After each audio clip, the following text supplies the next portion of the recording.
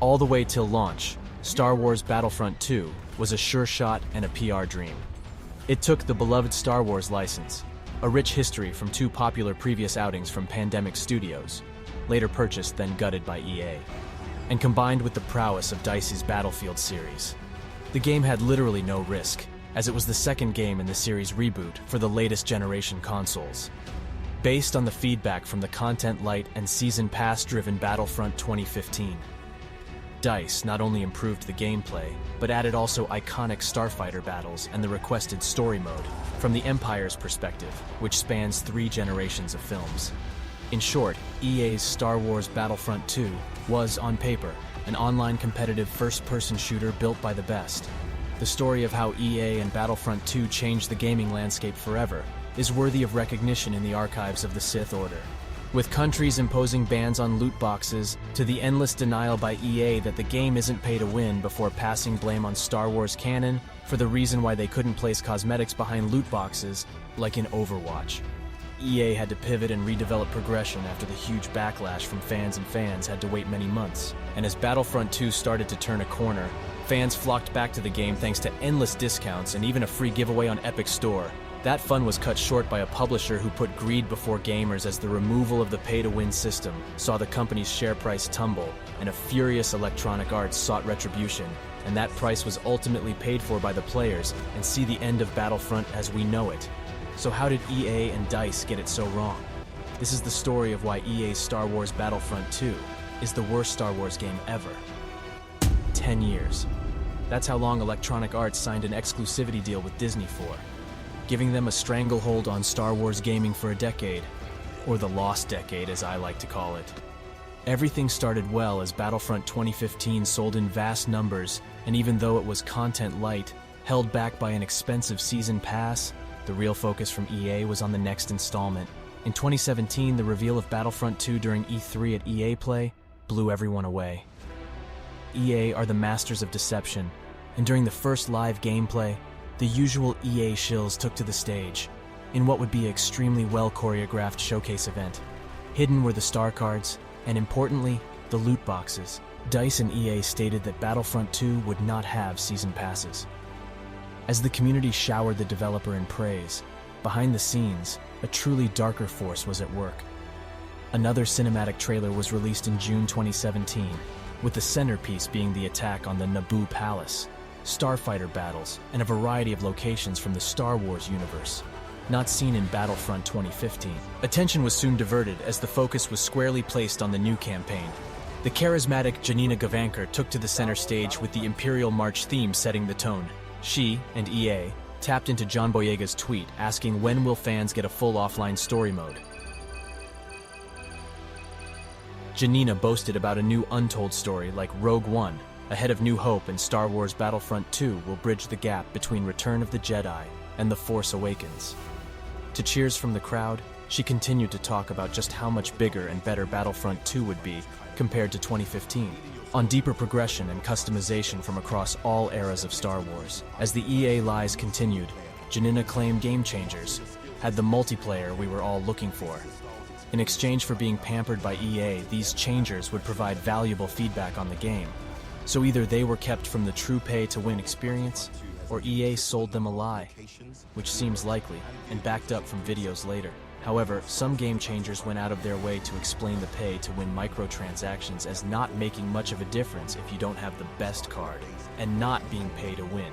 Quoting DICE directly, "You do have to wonder at what lengths influencers will go just to remain in the good books of a publisher as predatory as EA at the expense of misleading their community." As excitement built up to launch, EA employed John Boyega to further explain how much better Battlefront 2 would be, claiming that the star card system has been completely rebuilt, and these powerful collectibles for everything you can spawn in, as giving mention to the crafting tokens as a method to upgrade them.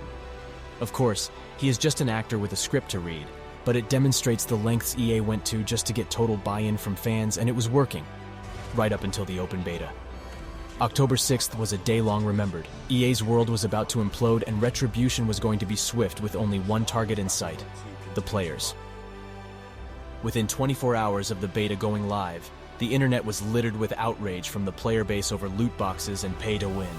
Popular YouTuber Angry Joe quickly pointed out how Battlefront II was using a free-to-play mobile game mechanics in a paid game. Mobile game economy from a free-to-play, pay-to-win game inside a full retail to $60 to $80 AAA game. And the more you spend, the greater chances you have of unlocking the more powerful star cards. Or just $2,100 to unlock it all. However, it was also clear that these loot box rolls were based purely on RNG, allowing EA to control the odds. Never tell me the odds. But they were also full of junk that even a Jawa would turn their nose up at. The only way to actually level up star cards would be to use crafting parts. Word quickly spread across the internet and YouTube, and by the end of the beta weekend, EA were racing to try and deflect such accusations. On October 13th, just days after the open beta, EA claimed that Battlefront 2 isn't pay to win, stating that the goal with balancing was to have the most powerful items in the title earnable with in-game XP. To reassure fans, EA hosted an AMA on Reddit and were about to experience a whole new level of suffering. As campaigns were launched to stop children buying Battlefront 2, governments took to the media channels with either outright bans or plans to introduce laws on banning loot boxes in games. The now infamous Pride and Accomplishment post came after Reddit user MBM complained that they would have to spend an additional $80 to unlock Darth Vader. The response from the EA community team broke the Guinness World Record for the most downvoted Reddit post in history, which probably left them feeling full of pride and accomplishment. To make matters worse, Battlefront 2's producer Paul Keslin told YouTuber Angry Joe that the team doesn't know the math behind how long it'd actually take to unlock everything for free. It's clear that EA and DICE were not prepared to answer the most pressing questions from their die-hard fans. On the eve of launch, EA took to the internet again, defending that loot boxes are not a form of gambling. As the EA PR team worked overtime, the media coverage was falling on deaf ears. It was becoming clear that behind the scenes, fans were angry and started to cancel pre-orders and demand refunds. In one last throw of the dice, oh the irony, I just happen to have a chance cube here. EA told those still listening that the costs to purchase heroes would be slashed. Rumors hit the internet again that Disney had spoken with EA demanding that EA stop dragging the Star Wars IP through the dirt.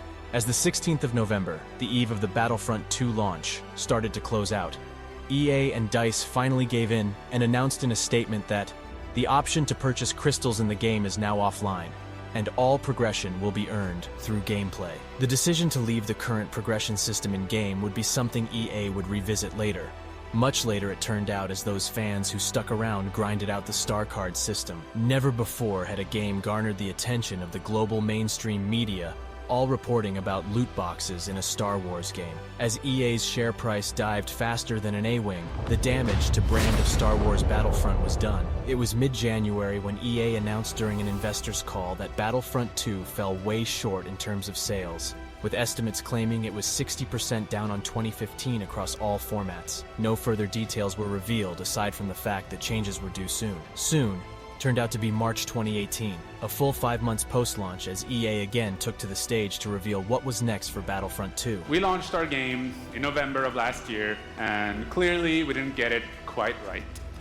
So instead of coming out of the gate sprinting like we really wanted to, we had to take a step back and make sure that we were delivering the game that our players really wanted.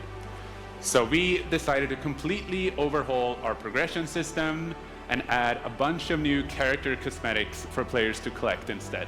As the progression improvements dropped, fans welcomed the roadmaps, with many pointing out that the wastelands of Tatooine had more content, with fans having to wait almost a year for the Clone Wars update, featuring Geonosis and a new game mode. On top of the lazy clone trooper skins sending the developers back to the drawing board in shame, DICE went shopping at Wish to develop their version of the popular Galactic Conquest mode from Battlefront 2005 with Supremacy, an all-new game mode featuring surface-to-star cruiser combat. However, unlike the 15-year-old game where you could actually fly into the hangar of a star cruiser, the Wish version from DICE relied on a cutscene to transport you, as EA were starting to put little effort into a game they can no longer monetize. A community calendar was created to sit alongside the Hollow Road map, highlighting regular in-game events and content being drip-fed through 2019. New smaller game modes were introduced together with skins and some new units such as the Republic Commando and Assassin Droid, And in time for the release of The Rise of Skywalker, EA released the Celebration update, allowing new players to purchase the game without the grind.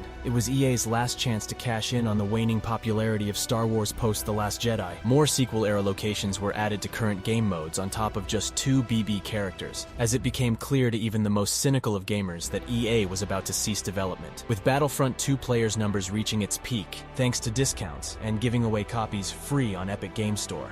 It was on April 29, 2020, that DICE announced the end of development for Star Wars Battlefront II with the Battle of Scarif. There was a great disturbance in the Force, as if millions of voices suddenly cried out in terror and were suddenly silenced. This final and lazy update brought in more smaller-scale locations, one map for Supremacy mode without space, new skins to purchase and earn in-game, and leaving the showcase Galactic Assault wanting. Just as the corner had been turned, Battlefront 2 finally being the game it should have been at launch, EA pulled the plug. But that didn't stop the game from hitting the headlines again, for all the wrong reasons. It was October 2021, and EA were fresh from the scandal of having the source code for their creaking game engine stole by hackers, a problem faced by PC players on a daily basis. This time, the hackers decided to deploy a bug that would impact the game for months, the 1 HP bug. I did not expect to be talking about Star Wars Battlefront 2 in 2022, given that support for this game ended quite a while back. And with how long this issue has persisted, people have become pretty frustrated now, stating that Battlefront 2 is almost broken by hackers, and again, like Titanfall 2, EA is doing nothing about it. It's a game that's still being sold, people can still buy the game,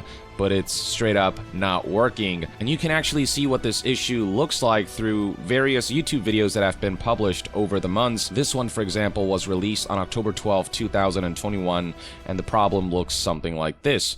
You can see the player, he himself, doing some damage, but nobody is dying. It is something of a cluster right now. What started on a handful of EA servers spread, and by Christmas, almost every single server had this issue. It wasn't until popular YouTubers swooped in to rescue desperate fans by exposing the 1 HP bug and EA's blatant disdain for the player base by ignoring the problem.